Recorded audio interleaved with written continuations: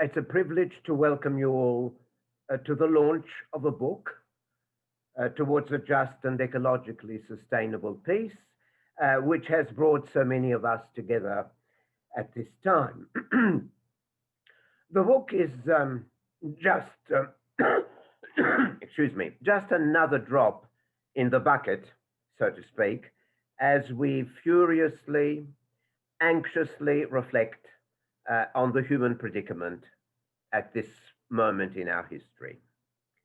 It is a predicament of pervasive violence, violence against people, be it physical violence, structural violence, and of course, ecological violence, violence against other living creatures and against the earth as a whole.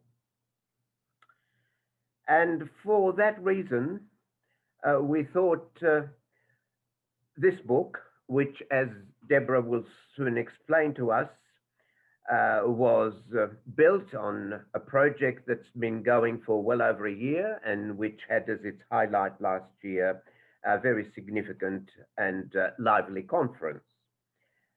So the book really, and the project as a whole, tries to develop a holistic approach to three aspects of the endeavor we all have to face up to, namely peace, justice, and ecology, and tries to bring them together as opposed to the general way of doing things, which is to treat them separately and to then hone in more silos within each of them. And therefore, I think that has been one of the important things the book wants to do. It wants not just to bring them together in a philosophical sense, not just in its ethical dimensions, important as those are, but to suggest the practical and policy implications of bringing these three crucial facets of the situation we face together. And the second, I think, important perspective that the book brings to the table is the attempt to bring together secular and non-secular perspectives. Some would regard them as religious or religiously or theologically based. Others would see them as pertaining to a more loosely termed spiritual dimension in our understanding of where we're at. So that is really what we're trying to do, and to apply those insights both in diagnosis and by way of treating the condition we are currently facing. How well we've done it? Well, it is for others to judge. It's an ongoing project, and the book is only but a small part of that, hopefully a useful part. So let me now say a word about Deborah Guess, the other co-editor of the book. She has been indefatigable in putting this book together, in collaborating with all the contributors, the authors of the book, and in all the practical arrangements to do with the publishers and many other aspects. It has been a pleasure and a privilege to work with you, Deborah, and I now pass the baton on to you.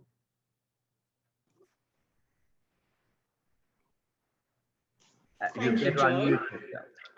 Thank you, Joe, and it's been a great privilege to work with you too.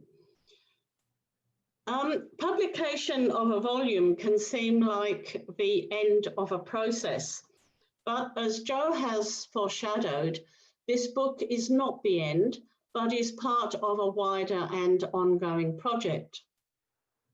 The project began with a symposium called Ecological Aspects of War, held in September 2015 at Trinity College, Melbourne, in which a number of Australian scholars gave critical attention to a fairly new but very important topic, the intersections between war and ecology.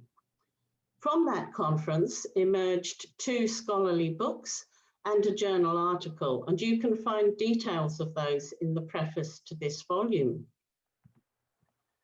Subsequently, the project took on the title of Towards a Just and Ecologically Sustainable Peace, culminating in a significant conference last year at Pilgrim Theological College in Melbourne. This book is an important outcome of that conference.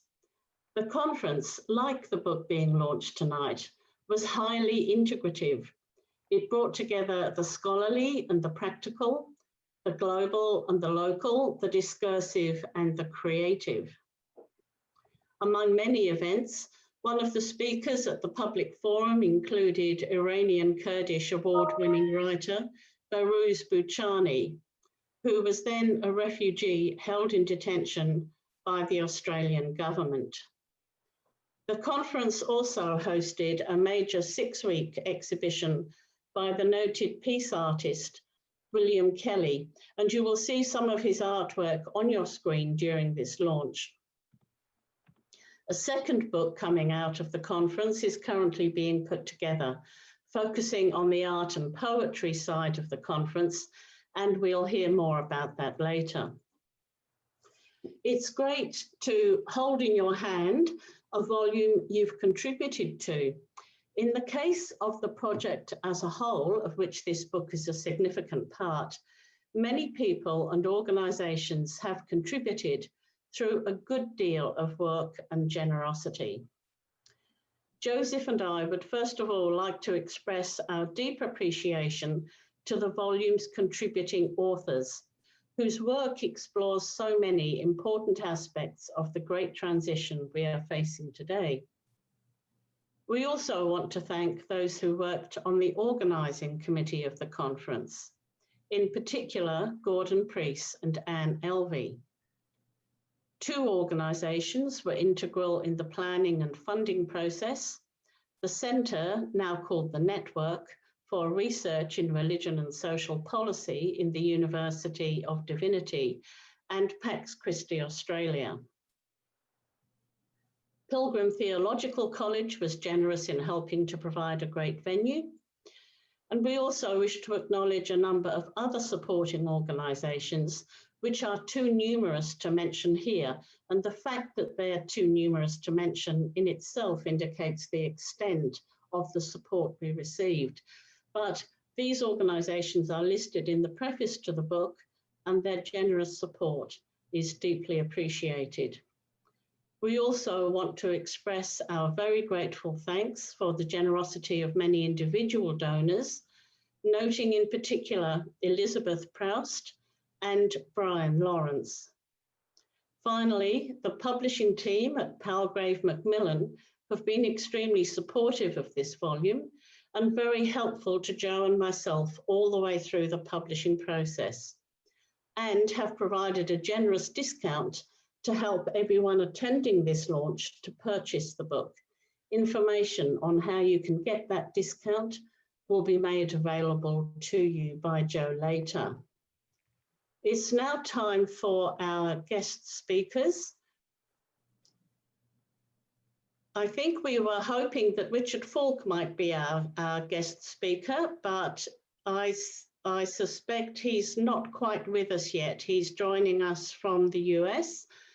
So in that case, it is my very great pleasure to introduce our guest speaker, Vandana Shiva.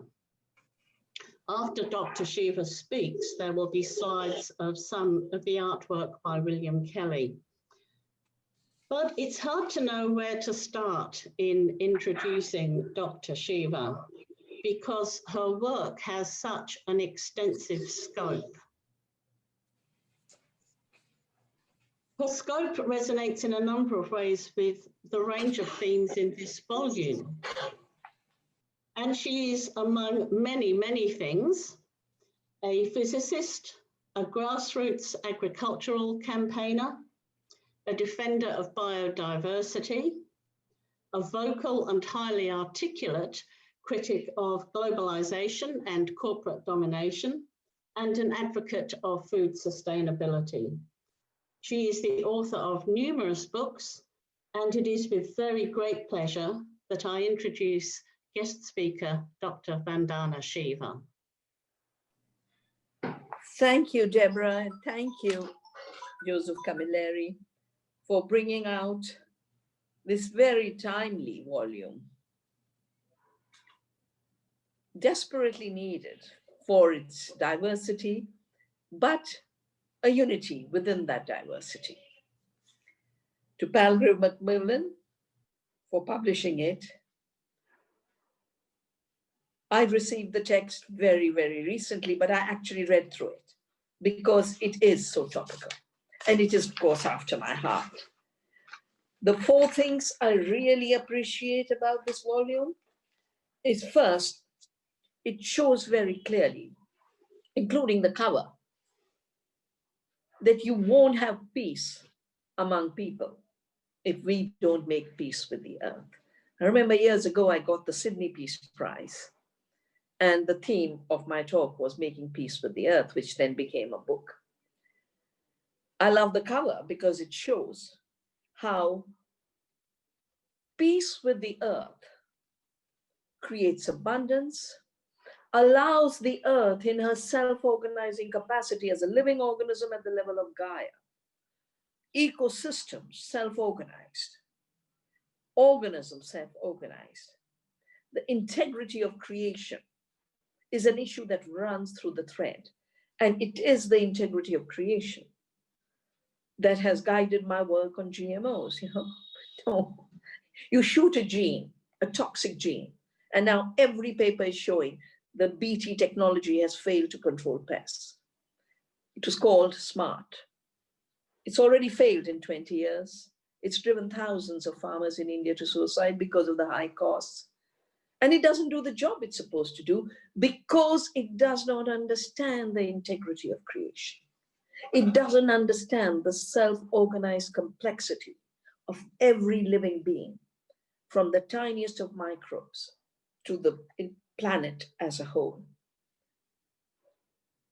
And then on the other side of the cover is the desertified tree.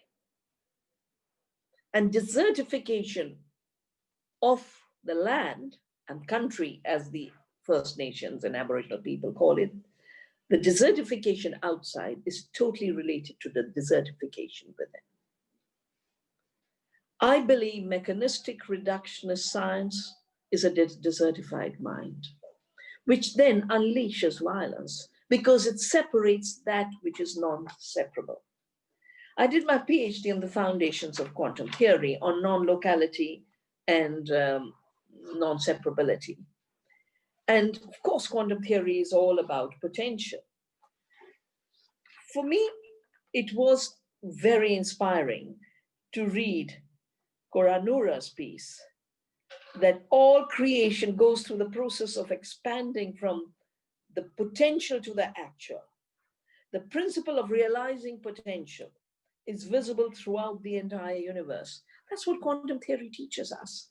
The problem is a Cartesian Baconian science created to justify the violence of colonialism still rules as the dominant scientific discourse, even though in science it has been shed by quantum theory, by epigenetics, by ecological science. So we're working with a 400-year-old false set of assumptions, beginning with epistemic violence, the violence that the earth is dead matter, the violence that the earth is not our mother, as all indigenous people recognize, but as the chapter on indigenous people's rights, reducing her to terra nullius. Terra nullius both in terms of empty, of creativity, empty of fertility, empty of regeneration, but the people of the land who make peace with the earth. And isn't it amazing that for 60,000 years, the peoples of Australia were the first farmers of the world. First farmers.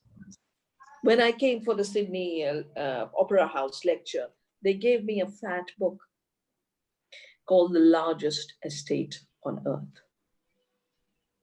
That Aboriginal people weren't bushmen, they were gardeners. And the Dark Emu, which is cited in one of the chapters, reconfirms it. So the violence of saying the earth is empty and the people of the earth, the indigenous people, are not, fully human, also reiterated where it says British imperialism elevated itself to universal notions of what is human, what is civil, and based on demonizing nativeness to destroy the relationship of indigenous people to the land and hence to sovereign indigenous being. But if we connect this to the violence taking place everywhere on the streets of America, that same colonial spirit of white superiority, a construct, is literally leading today in the 21st century to renewed violence. And we will not be able to end this violence unless we address the multiple facets of violence and, as so many of the chapters write, cultivate nonviolence, which is cultivating our deep selfhood. Because as my country's civilization, more than any other civilization has articulated for centuries, and just yesterday, His Holiness the Dalai Lama was giving a talk on ahimsa and karuna. We're living in the age of the corona, but there's a deeper word called karuna, which is compassion. Now, when you are related, and you are all relatives, and nobody's more and less, anthropocentrism is a construct, white superiority is a construct, capitalist patriarchy is a construct, all legitimizing violence. Racism is a construct. When you recognize these constructs that are leading to so much violence, then you have to reclaim your mind as the ecological mind of nonviolence. And this is karuna. But if we are related to country, we are related to the trees, we are related to the plants, we are related to the seeds, we are related to the waters, we are related to the oceans, we are related to the atmosphere, then the first thing you do is you cause no harm. And nonviolence, as ahimsa, is cause no harm. But to cause no harm, you have to know the beings to whom you're related. And that is why, for me, epistemic nonviolence is at the heart of all of this, because all of the violences begin with epistemic violence of separating that which is connected, dividing, extracting, and then creating all kinds of metrics that make it look, oh, this is science. So I've spent my lifetime looking at the fraudulent measures of GDP. I work with the Bhutan government, which says we're going to look at the happiness and well-being of our people. And I was very grateful. I've just been appointed to the advisory board of the Global Happiness Forum. But yield per acre, all of agricultural destruction, including the monocultures of Australia, the cotton plantations of slavery, the monocultures of industrial soya in the Amazon, all of the industrial monocultures are based on increasing yield. But yield per acre is a totally fabricated measure that only measures extractivism. How much can I take from the land? How much can I take from the country? How much can I take from the local people? And that's why indigenous people keep getting poorer, peasants and farmers keep getting poorer, and the billionaires keep getting rich, even while every one of us was locked out the last 6 months. They walked away, the billionaires have walked away with nearly $1 trillion additional. All of you have made amazing contributions, and to the editors, I want to say congratulations, because not only did you connect peace with the earth to peace among humanity, you showed that at the root of it, of both violences, is greed. I wish Richard Faulk was here. I have for years, from the 80s, worked with him on a program on peace and global transformation and a commission on peace. And we have shared such a long journey of a world that became more violent with globalization. First, because it took more from people through deregulated commerce. And we recognize it because it was deregulated commerce and free trade that colonized India. The British East India Company imposed their rule and uneven taxes and asymmetric economies through a so-called free trade agreement, 1716. So WTO is not the first free trade agreement. I also am so happy that you brought together the violence against indigenous people and the violence against women. Because the violence against the earth, the violence against women, the violence against indigenous people is one violence. It's just that the victims are different. And as Joseph said so clearly, we've got into the habit of putting things in silos. The pandemic we are living through is caused by the same greed economy that is causing climate change, the same economy of irresponsibility and violence that is leading to extinction, the same economy that is creating inequality that is now leading, transforming the haves and have-not inequality to a live and live not inequality. I also appreciate the fact that you brought a multi-faith discourse, that no matter what faith you look at, when you go to the deep philosophical roots and the deep spiritual roots, they're all about care for the earth and care for our common humanity. That is what the Laudato Si is about. That's what the Quran is about, as two of the papers in the book talk about. And my mind goes back to my book, Earth Democracy. I wrote it after Seattle because they kept saying the anti-globalization movement knows what it's against, but it doesn't know what it's for. I said, no, we know what we are for. We are for ecological integrity. We are for the integrity of creation and justice.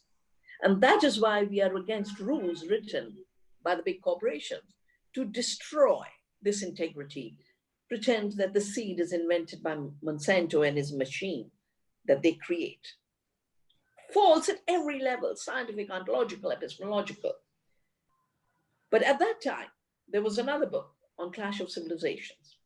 And Huntington wrote that I cannot know who I am till I know who I hate. That's when the Islamophobic wars started.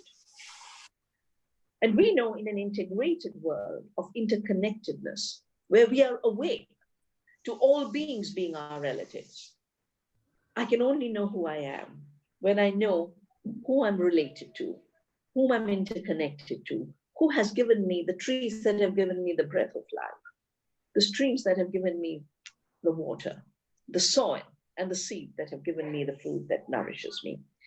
I want to end by mentioning a book I just released 2 days ago, because reading your book, I realized this is something you all should do, whether it's with the indigenous people or it is a multi-faith dialogue, because we are now entering a new age. In a book, it had been called Dataism. It's the earlier separation was mechanistic reductionism. The new separation is getting rid of wisdom, getting rid of values, getting rid of knowledge, getting rid of relations, and now talking only of bits of data. So dataism is the new religion. The tools that make for dataism are the new religion. So in this book on the two futures of food, health, and humanity, a civilizational dialogue, I've done a dialogue of the latest patterns on our bodies, on our blood, on our food, to basically turn them into more toxic invasions for more extraction of super profits. And we need a civilizational dialogue of multiple civilizations to reclaim the foundations of our ecological being, our spiritual being, our social being. You have done such a tremendous job with your book, and I hope your work will continue. I wish you the best. Thank you.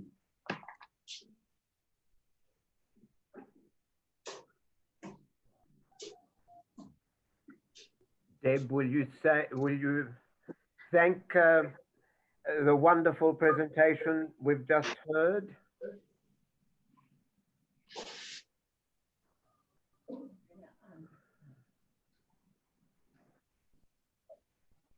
Thank you. Can you hear me?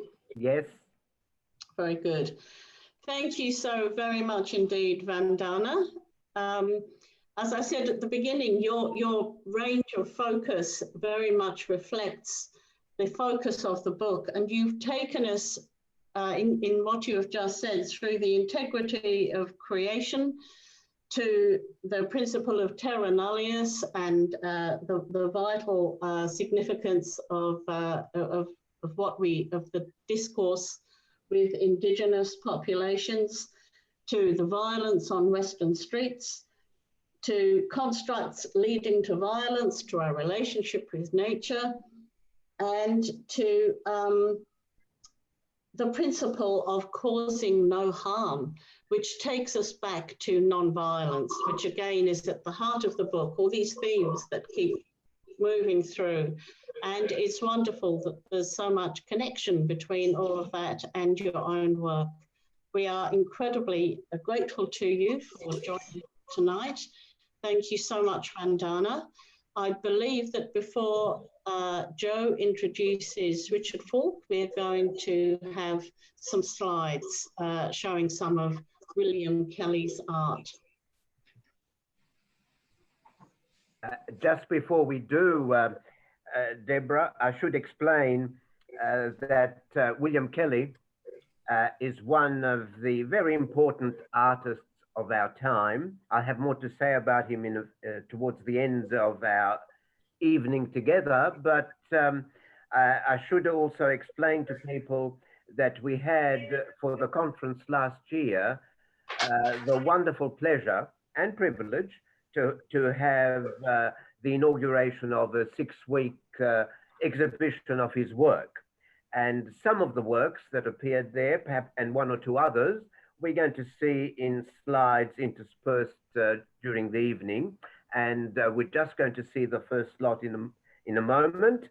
I'm pleased and thrilled to see that Professor Richard Faulk has joined us. Welcome, Richard. We'll come back to you in just 1 minute. But let's have a look at these slides. Artwork by William Kelly.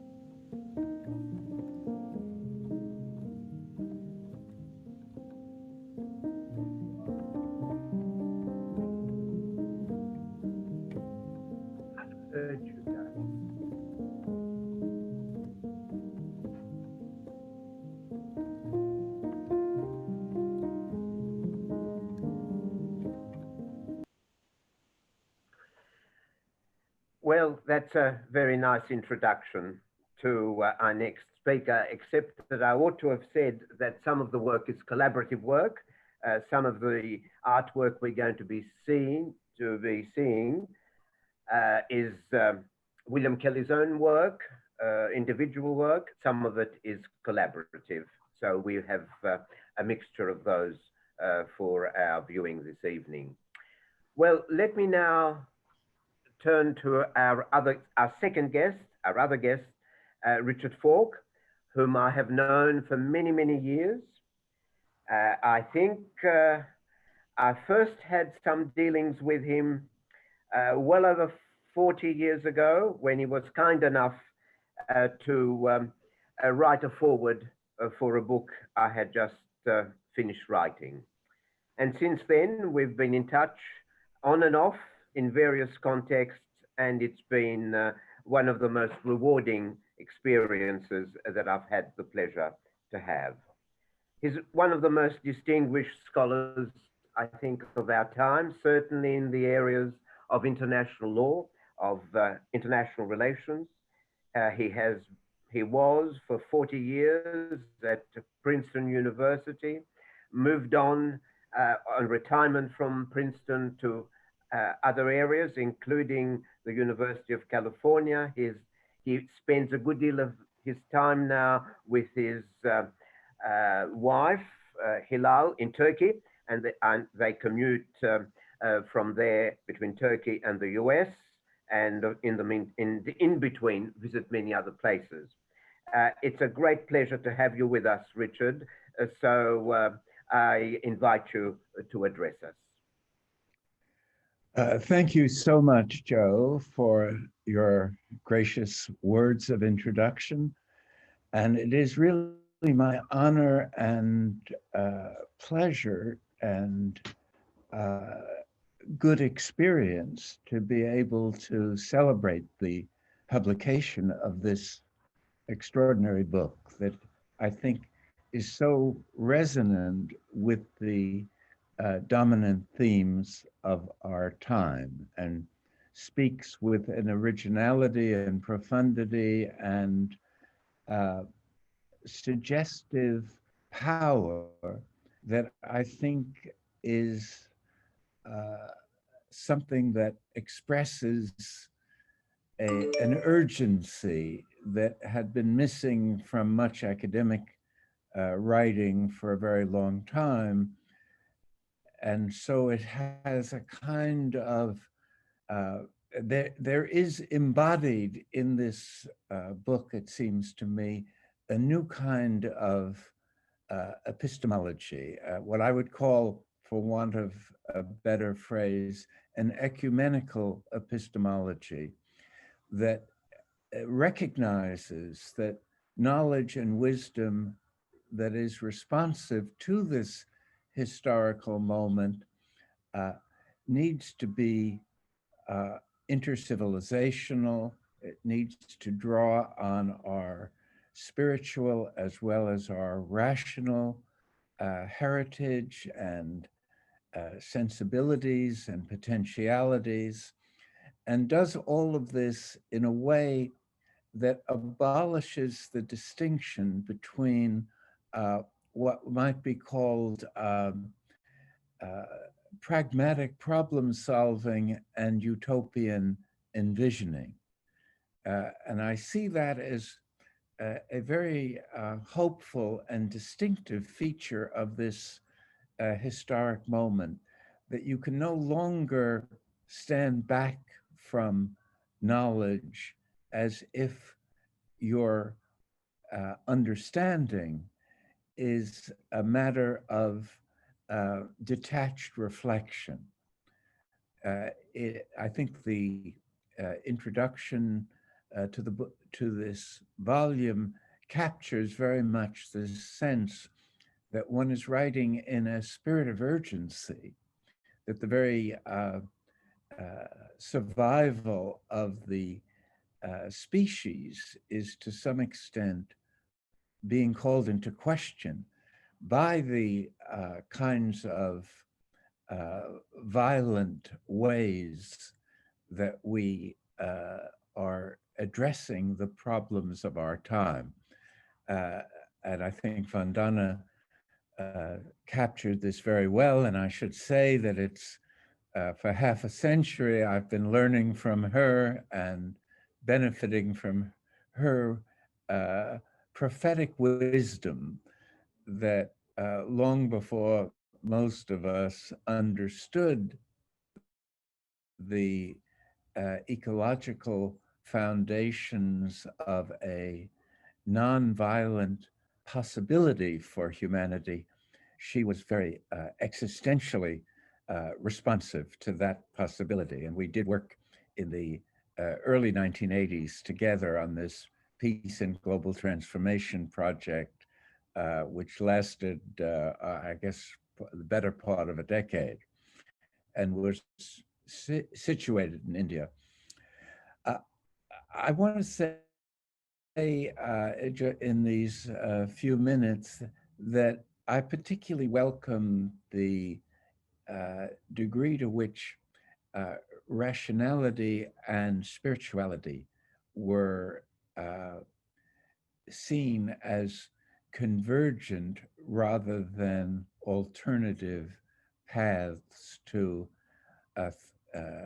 useful thought and action. And this is a time when, in my own country, in the United States, there is an assault on the very idea of truth and rationality, as well as a distortion of religion as the basis of suppression and violence. Joe spoke about the data being becoming the religion of our time, but it seems to me, or was that Vandana that said that at the end of her remarks? But in any event, we in the U.S. are assaulted by a political leadership that denies factuality. That it's being called a post-truth politics, and in that sense, we need that factual grounding of knowledge and wisdom, and I think that it is true that we're misled by information and data and the loss of values in that process. But at the same time, many of us have come to appreciate the importance of some kind of grounding in a scientifically validated reality, even if it's a contingent reality. We understand by this time that there is no finality attached to science and objective knowledge and the Enlightenment tradition, but at least it gets us beyond the kind of destructive, racist fantasies that Donald Trump has disseminated in ways that give hope and expectations to the most destructive civilizational elements. This dormant fascism that lies in the body politic as a form of virus, as a COVID, as a COVID analog in political behavior. So that this is a time that one hopes that there's a kind of dialectical historical development, that the book before us represents hope and promise and urgency, and the Trumpist realities that are in various ways reproduced in a series of other important countries around the world, with these popularly elected autocrats that are ecologically blind, I would say. Bolsonaro prefers profits for ranchers to biodiversity for humanity. And so this is not just an American phenomenon. We see this dialectic between the most destructive features of modernity and this tendency as I think very well represented in the various chapters of the book, to envision a post-modernity that incorporates pre-modernity. And that's why there is such an understandable and desirable focus on the wisdom and worldviews of indigenous peoples. Vandana already spoke so eloquently about the relevance of the indigenous worldviews that there's no need for me to say anything further about it. But I would say that this turn toward pre-modernity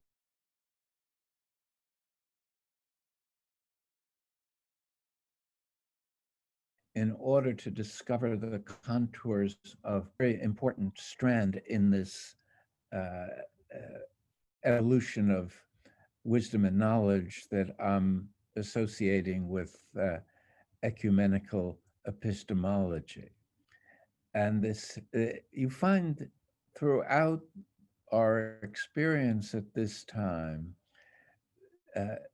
the sharpening contradictions between science and anti-science, between complacency and urgency, between the worst tendencies of fanatical religion, exclusivist religion, and the universality of the spiritual essence of the religious experience. So that we're living at a time of contradiction and a time when pragmatism and utopianism can hardly be distinguished. And in that sense, it's a time when the idea that happiness and hope rest on technological innovation is no longer part of the constructive way of envisioning our future. So let me stop here by again saying that as widely as possible, this book and its themes need to be addressed by all of us, and it sets the framework for the kind of dialogue that we should have long initiated in the 21st century.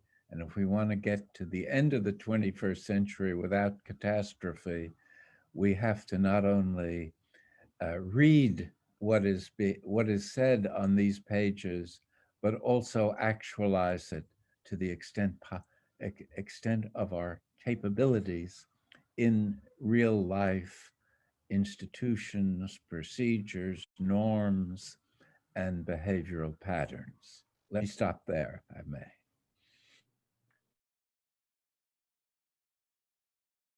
Thank you very much, Richard.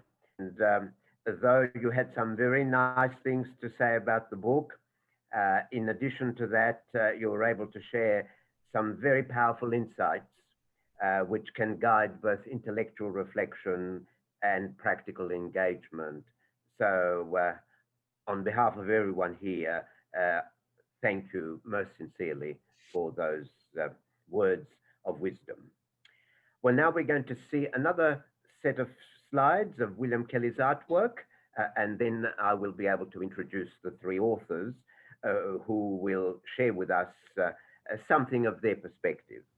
But before I do that, just to tell everyone here, all of you who are part of the evening, if you have a question that you would like to answer of our guest and some of the authors, we will have a 10-minute burst in a little while in which we will be able to do that. We won't be able to handle too many questions, but if you want to put down a question, as short as possible, then we will try and pick 3 or 4 that seem to have resonance amongst those of you that ask a question through the Q&A function at the bottom of your screen. Thank you if you're able to do that, we thank you. Well, let's now have a look at some of that artwork.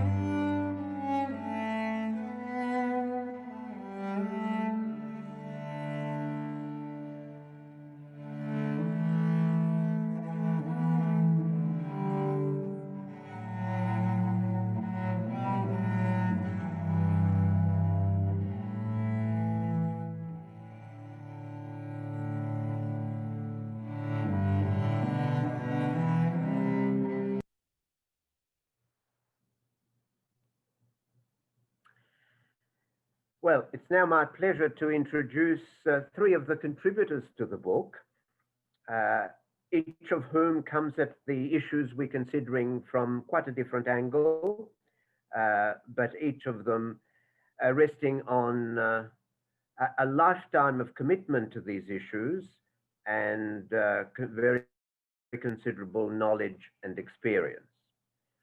We're going to first of all hear from Dr. Anne Elvey. Anne was one of the main stalwarts of the project in getting it off the ground and in engaging others to become involved. She played a major role in the staging of the conference and in fact was responsible for making the first approach to the publisher. So we have a great deal to thank you for. Your chapter is a fascinating chapter on the whole question of our relationship with country and Indigenous Australia. I'll call on Anne in a moment because to save on time, so I don't come in and out all the time, she will be followed by Dr. Chaiwat Sadanand, who's a professor in political science at the major university in Bangkok, Thammasat University. I've known him again for a long time. He has many strings to his bow and has written extensively on nonviolence, especially nonviolence from an Islamic perspective.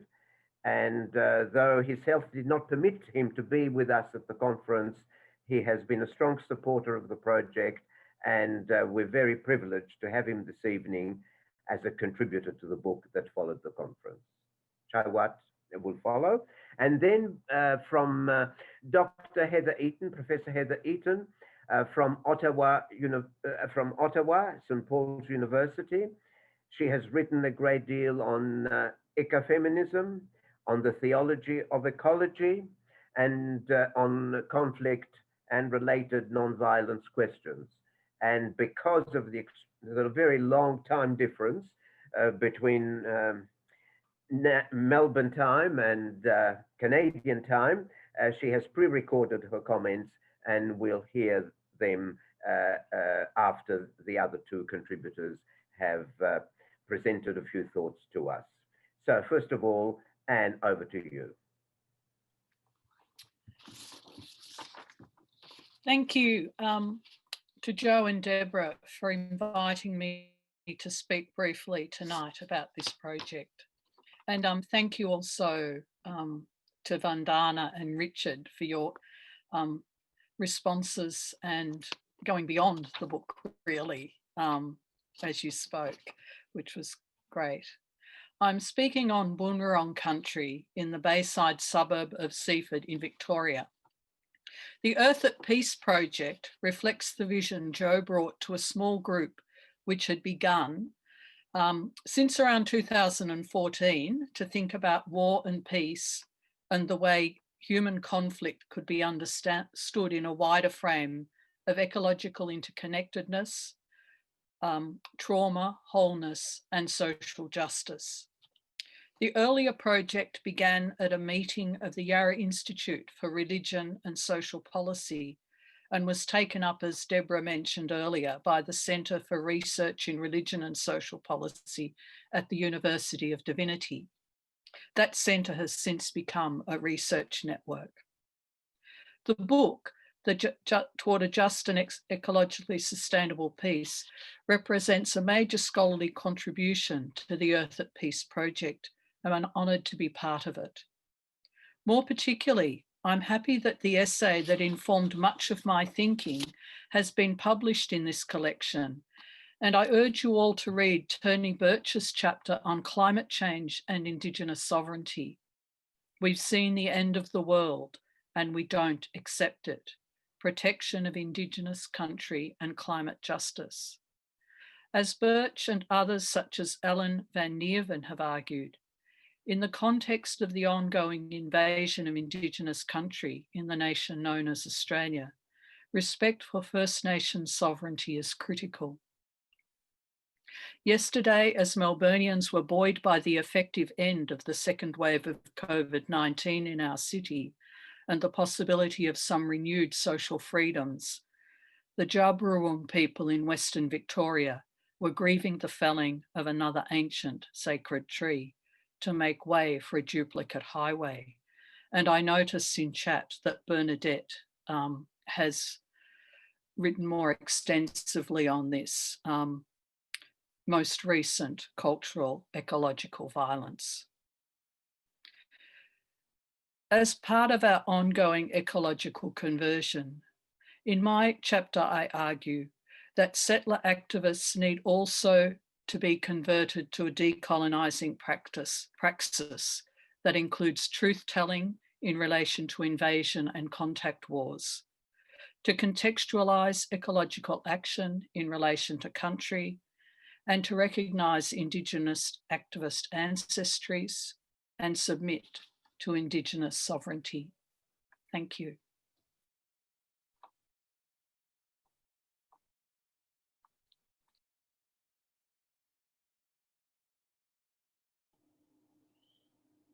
Hello, can you hear me? Okay, first I'd like to thank Joe and Deborah and all the organizers for both the conference that I unfortunately could not attend and for inviting me to be a part of this fascinating project that came out as this book, Towards a Just and Ecologically Sustainable Peace. Also, have a good evening, good afternoon to you, Richard, long time. My chapter is called Breathing the Others, Seeing the Lives. I began this chapter by thinking through the question raised by Pope Francis about the migrants issue.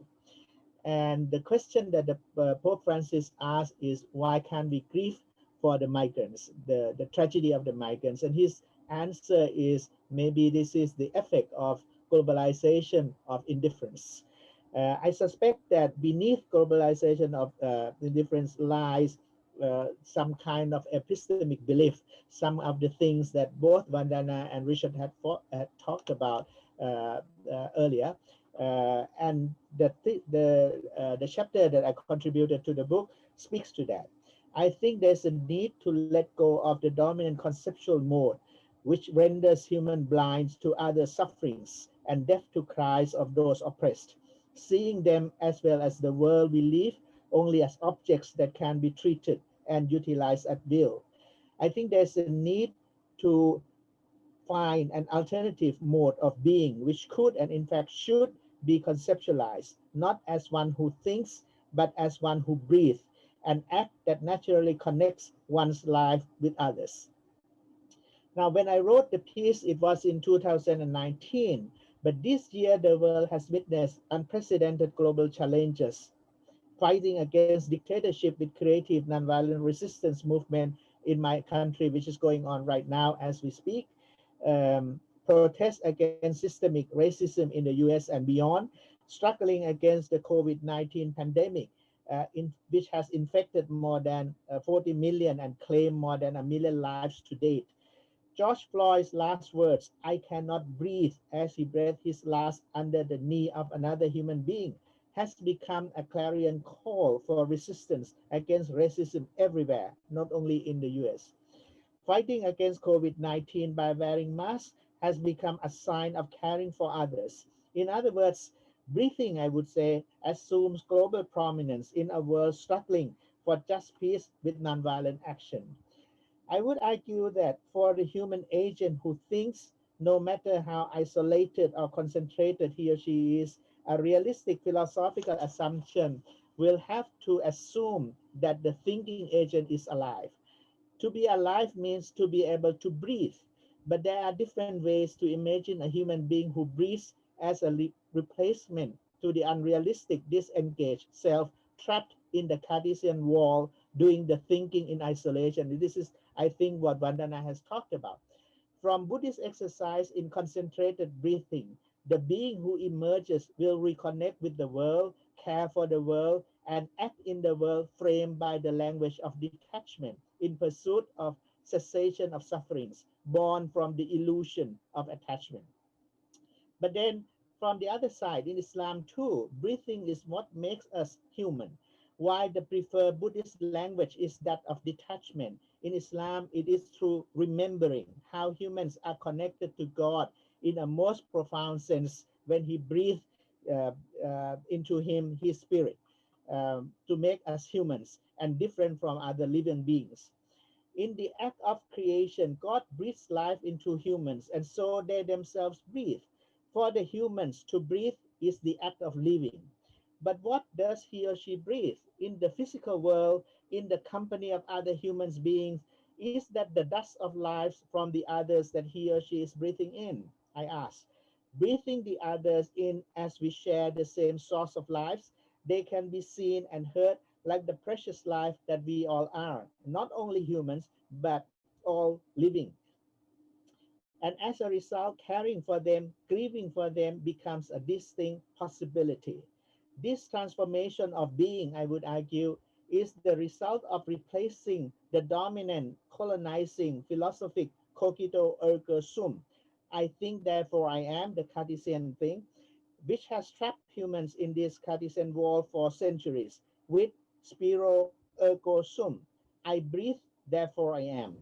Breaking down the Cartesian wall to breathe in the others in the context of the natural world, one emerge, I would say, with a sense of how it is the wind of life that connects us all, and therefore we are able to protect all living beings, trying to pursue a just and ecologically sustainable world, not only for us, but for generations to come.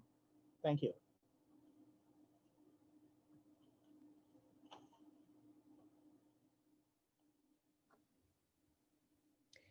Good day to everyone. I'm sorry I can't be with you in person, and I would like to thank you for the opportunity to participate in this manner. I want to also personally thank Deborah Gass and Joseph Camilleri for their efforts in this. It's been quite an extraordinary project, and I feel an enormous privilege for being able to participate in the project. This book is an extraordinary book. It is an accessible book. It's an important book. It's about the great transition that many people have noted. Humanity and the Earth community are entering this phase. And of course, what is going to guide us? And that's what this book is about. It has many facets to it. It is both critique and vision. It is certainly critiquing violence in its many forms of structural, symbolic, cultural forms. And it's asking us to re-examine all the ways violence has saturated our lives. This book is also about inclusion. There are many perspectives in the book, women's voices, Indigenous voices, racialized voices. It's really an extraordinary effort to be as inclusive as possible. And it's offering a way forward. And some of the aspects of that are dialogue, nonviolence, again, inclusion. But in particular, how are we going to be attentive to the Earth community? How are we going to understand ourselves as belonging to the Earth community, that the nature culture split is actually false? What is beautiful about this book and the whole project is the inclusion of spirituality in an intelligent, inspiring, and compelling way. So spirituality is something that can guide us and give us vision. Ethics, of course, are throughout this book, all different kinds of perspectives on ethics, but what is relevant is the importance of ethics and the importance to how ethics will inform our policy and the need to include many voices. And it's also a book about nonviolence. It's a book about vision and wonder. So this book is incredibly timely, very important. What could be more important in our era than justice and peace and ecological sustainability? So this book, I applaud the book. I feel privileged to have participated, and I wish you all the best in your discussions.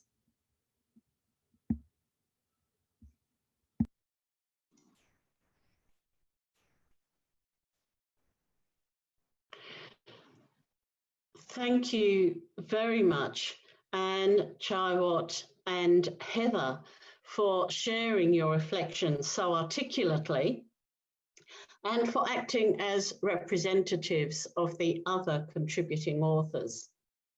In a moment, I'm going to invite Anne Elvey to speak again, but this time about that second volume that is currently in progress and which has come out of that other more artistic and creative side of last year's conference that I mentioned earlier. Anne has contributed significantly to the project overall, and it's with great pleasure that I now invite her to speak about the book she is currently putting together. Dr. Anne Elvey. Thank you, Deborah. Yes, so I'm speaking again. Basically, as part of the part of the conference last year, in addition to the art exhibition, we commissioned a number of poets to respond to some artworks by William Kelly. And they are forming the backbone of a book. And I'm briefly going just to share with you the outlines of that book. It's been slowed down a bit due to a number of factors, including just the tiringness of lockdown in Melbourne at this time and coronavirus outbreaks in aged care here, and so on. So as many of you would know throughout the world, that this has been a very challenging time. So the book will hopefully be available in the coming year. Now, let me just see what's happened. It should come up. Okay. I can't see. Oh, there we are. Okay. So I hope you can all see this. I have included some of William Kelly's artworks here that will appear in the book. This is the artwork from which the book will take its title, Cloud Climbers. And we're looking at words and images for a just and ecologically sustainable peace. This book reflects the conviction that the arts, literature, activism, and scholarly research can together contribute to the kinds of cultural shift requisite for a peace that flows from and extends to human relations with the natural world. 6 artworks by peace artist William Kelly and 5 commissioned poems in response form the framework of the book. Interspersed with the poems are creative prose, short thematic essays, and invocations from First Nations, ecological, feminist, and religious scholars and activists. So you can see in the darker tone, the artworks and poems interspersed with essays so we've got artworks from William Kelly, poems from Bella Lee, Alex Skovron, Andy Jackson, Susan Feely, and myself. Then essays, a couple are still to come, but mostly we're on to the copy editing stage soon. So Sione Havea, Joseph Camilleri, Mari Dennis, Jonathan Karen Black, Ruth Mitchell, Kanchana Wirakoon and Jim Crossway, Deborah Guess, Mick Pope, Asmi Wood, Deborah Hart, Anna Sakuri, Diane Rayson. And then we finish with some prayers and invocations from Freya Matthews, Gary Deverill and Rose Lucas. Palava Press is the publisher we've discussed with. We still need to sign off formally. And we'd be looking at publication in the first half of next year, all going well. So I think that's just a little taste of this other book that's coming. It will be a shortish book that I would hope people can use for their own reflection, but also as a gift to people who they feel might benefit or learn from this. So thank you. Thank you, Anne, very much. Anne not only contributed to the book we are launching tonight, or today, but also obviously is playing the key role in putting this second book, a more accessible book perhaps, which would reach a wider audience. And for that, we're very, very grateful and greatly looking forward to the book when it is completed. This second book, of course, is the continuation of a project that has been going now for the best part of 18 months, probably closer to 2 years, which for short we called at the time the Earth at Peace Project. And as we've seen, it was an attempt to marry scholarship or to blend scholarship with poetry and music and art. And that's why William Kelly played such an important and valuable role in the project, as we've already seen. But I thought it would be important for me to share what will be another part of the project, and that is the screening when COVID-19 permits in the new year of what is, I think, a very, very important film, a feature film. And it is Can Art Stop a Bullet? William Kelly's Big Picture. For those of you who don't know, William Kelly has been described as the social conscience of Australian art. He once said, "Art can't stop a bullet, but it can stop a bullet from being fired." And the question is, can it?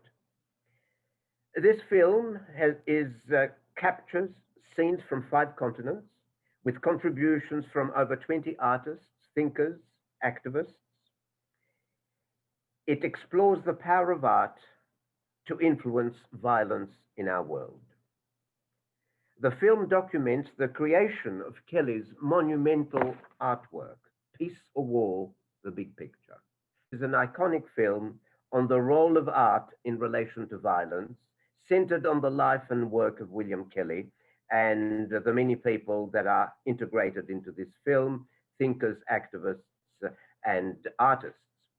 So we will have a special screening of this film in Melbourne early in the new year, we hope.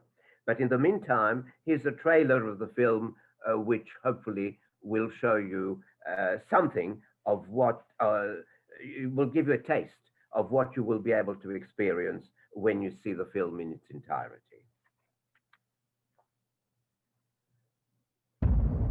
The peace that some of us are able to live generally, and the war and violence which others are suffering. We should be able to live better together than we do. The very idea of war is institutionalized in our societies. Well, for us in Belfast at the time, it was a war zone. I think it was probably inevitable for me to make work that was about what was going on around me. I think as an artist, you really have to kind of challenge those boundaries and lead people.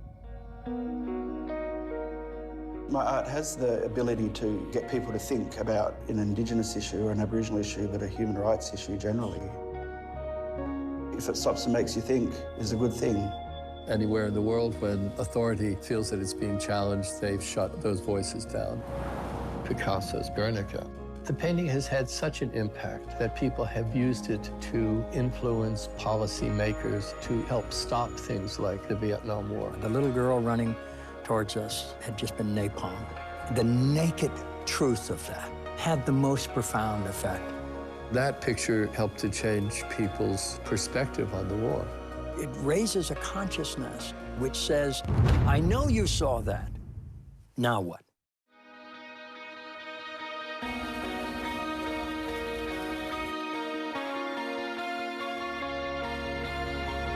When Colin Powell was trying to make a case for going to war in Iraq, he asked that the tapestry reproduction of that image in the UN be covered with the blue curtain. We say no more. If taking away the freedom of having a gun is what we have to do, I guess that's the solution. We call yes! That led me to the notion that a work of art can stop a bullet from being fired.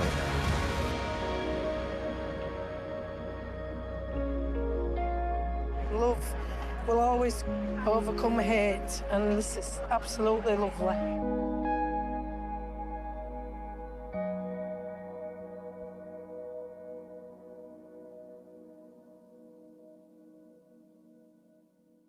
Those who haven't had the opportunity yet to see the film, this is a great experience that's in store for you when the opportunity arises.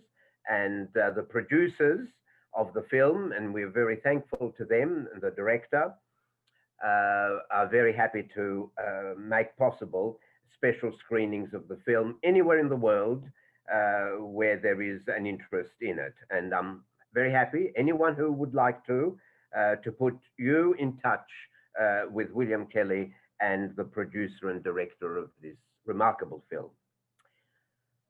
All right, now we have a few minutes, not a lot of minutes, to perhaps address a few questions that have been put to our guest speaker, Richard Faulk, and some of our contributing authors in the book.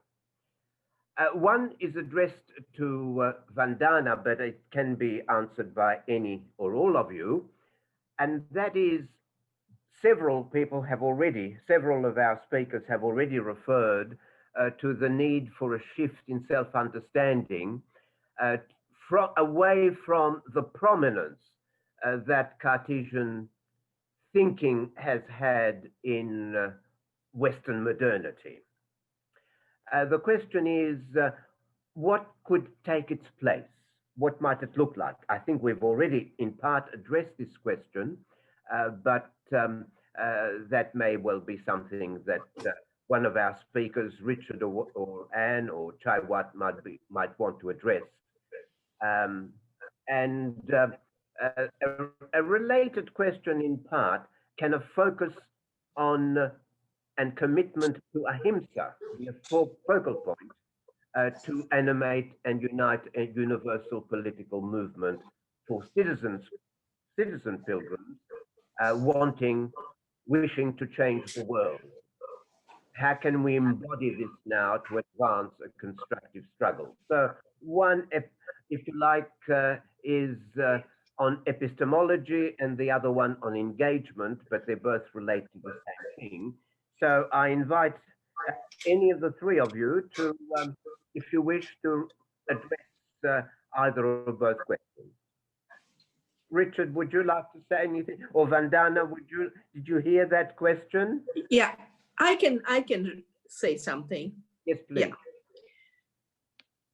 So the Cartesian assumption that the world is dead and inert and is basically just a machine, and then developed further by Bacon, that nature is dead and inert and she has to be tortured to get her secrets and made into a slave, that is the root of violence, of modernity, but of colonialism.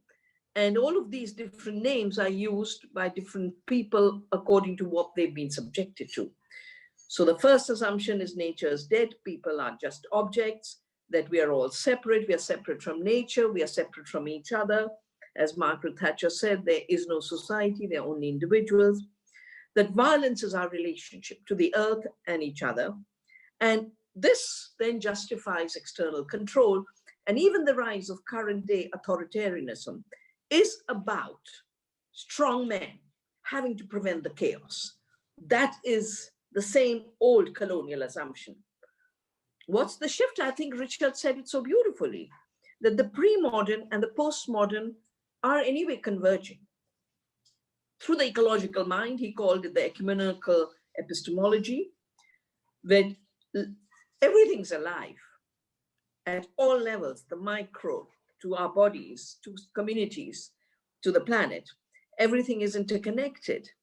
And it's interconnected through non-violent relationships. I think a lot of movements need to go deeper into the thinking of non-violence, because non-violence doesn't mean you deny a food web. You know, bacteria will eat the organic matter. Animals will eat the plants. This is not violence, but maintaining the limits of the food web as a web of life is non-violence. It is participatory. It's recognizing that we are among relatives, all of whom are alive and all of whom have subjecthood. And that's why both epistemology and creativity become participatory. And now there's so much work. I mean, even the quantum assumption that the observer affects the observed.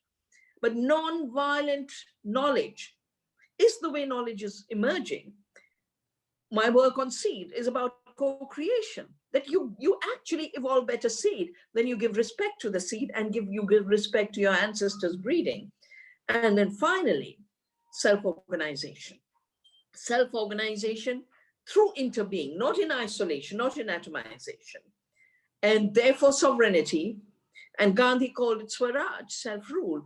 Self-rule does not mean atomistic fragmentation, but it means self-determination through your deeper cultivation of selfhood, which is what one of the chapters has talked about. It is about interconnectedness and with it responsibility. And I don't think there is any other path to this than ahimsa. Richard, would you like to add a word? I think what Vandana said very beautifully needs no elaboration. I would just add that there is a complexity that arises out of what I would call the psychopolitical dimensions of the world we're living in which the rational is being suppressed as a way of inducing complacency about the urgency of the challenges we face. I think of the message that Greta Thunberg is trying to deliver to humanity about the urgency of addressing climate change through the prism of science versus the kind of denialism that Trump and others are trying to disseminate as a way of continuing with the destructive journey of technologically grounded, growth-based, market-driven economic development.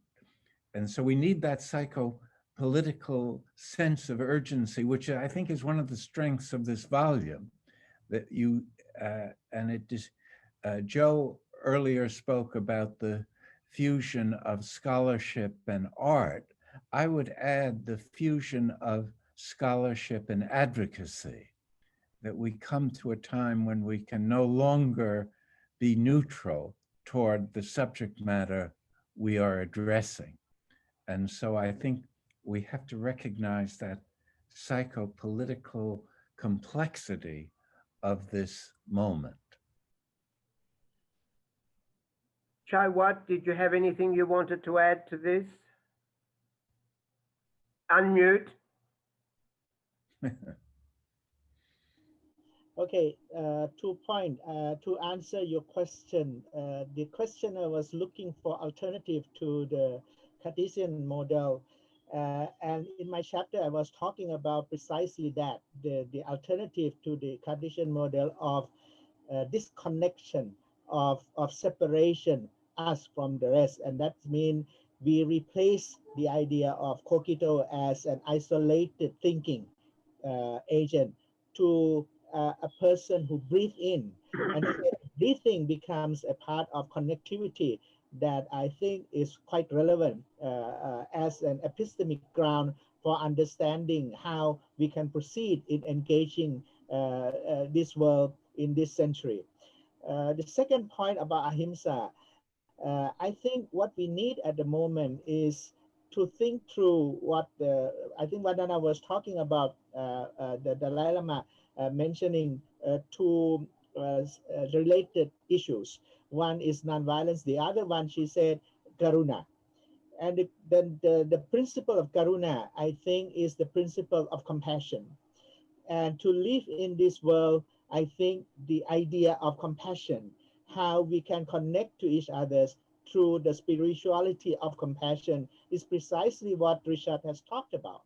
That is to say, we have to search for this through all the spiritual roots, which touches upon this compassionate beings linking the whole world, and then fighting against the colonizing effect of the modern project that has trapping us for so long, that has been trapping us for so long. And therefore, I think a 2-pronged engagement against the Cartesian model, as well as to search for the root of compassion which exists in all of our belief system, spirituality, I think would be very important for empowering nonviolence for this 21st century.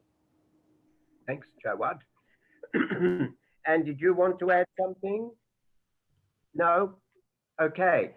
Well, I think that question, those 2 questions came from Louis Devine and Bob Johansson. And nice to have you both with us. A great pleasure. Thank you.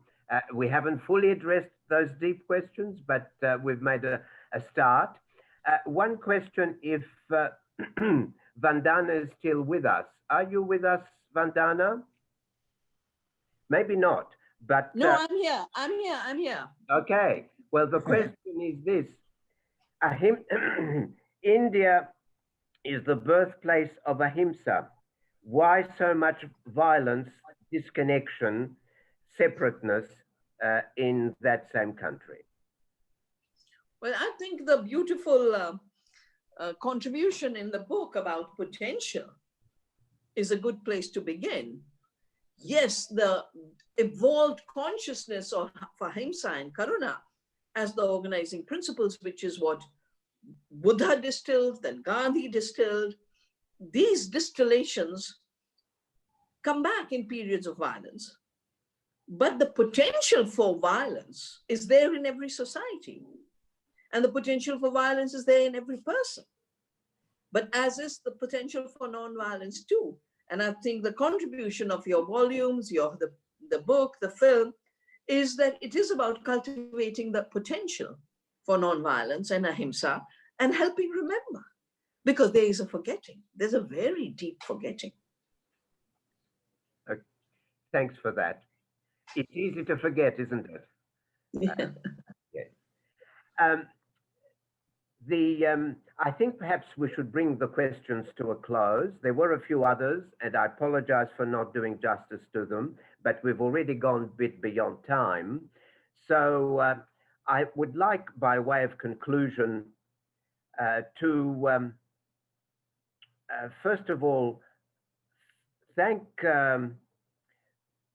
all of those of you who have contributed so wonderfully this evening. To our two guest speakers, of course, Richard and Vandana, to the contributing authors, Anne, Chaiwat, and Heather, to, of course, William Kelly, who's been responsible for the artwork and was happy to make it available for this evening. I think, if I'm not mistaken, when we will, in a moment, close this evening's book launch, we will go off with just a few more slides. But before we do, I'd just like to bring one more thing to your attention, because what we've been doing this evening is conveying, I think, to everyone that it's not just the book, it's the book as part of an ongoing process. And a few of us who were involved with the Earth at Peace project, of which the book is part, have been motivated to explore another kindred project, which we call Conversation at the Crossroads. And we've been working at it now for many months, and we're about to have a public launch on the 5th of November. And many of you have already, I think, registered for that, but perhaps some of you have not, and you may wish to do so. We will be in touch with everyone who's registered for this evening and let you know about it.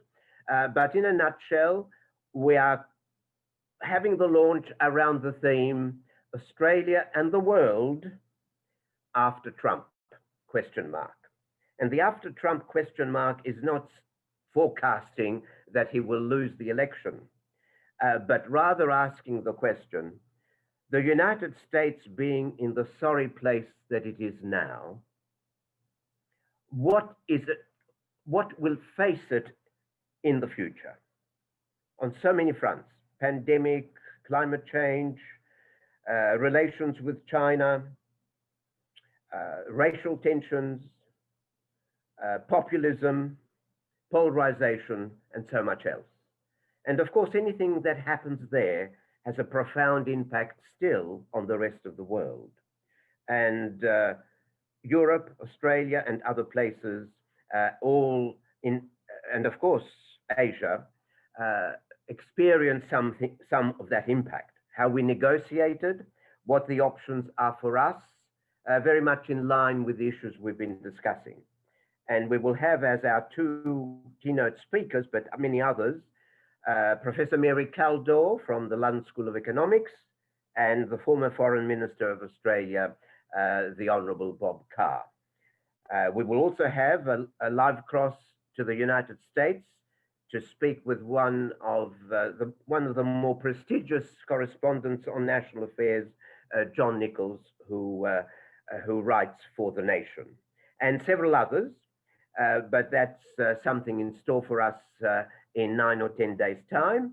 I hope you will all be interested in not only coming yourselves or joining yourselves the virtual event, but inviting many of your friends and colleagues to do so. And we're also launching a crowdfunding campaign to assist the Conversation at the Crossroads over the coming weeks, with many other projects. And if you're persuaded that this is a worthwhile project, you may well wish to contribute to that opportunity. Start Some Good is the platform, and you will be getting all of the relevant details, and it has an up-to-date account of what the project so far amounts to and where it will head in the coming year especially. So with that, let me again thank all our participants, all those who've attended and endured an hour and a half of talking and listening on your part. We're very grateful for your support. The final thing is that all of those of you who have attended are eligible, courtesy of the publisher, for a 30% discount on the book. And you will all be provided with a code which you can use over the next few weeks, should you be so inclined to acquire a copy of the book. And we thank, of course, the publisher, Palgrave Macmillan, who have done such a wonderful job in producing a handsome book, which I hope they will promote with great diligence in the months ahead. So thank you to everyone. We look forward to catching up again in the near future and continuing the conversation for quite some time to come. Best wishes for, if not a post-COVID, at least a COVID normal world come the end of the year and in anticipation of the next. Bye to everyone.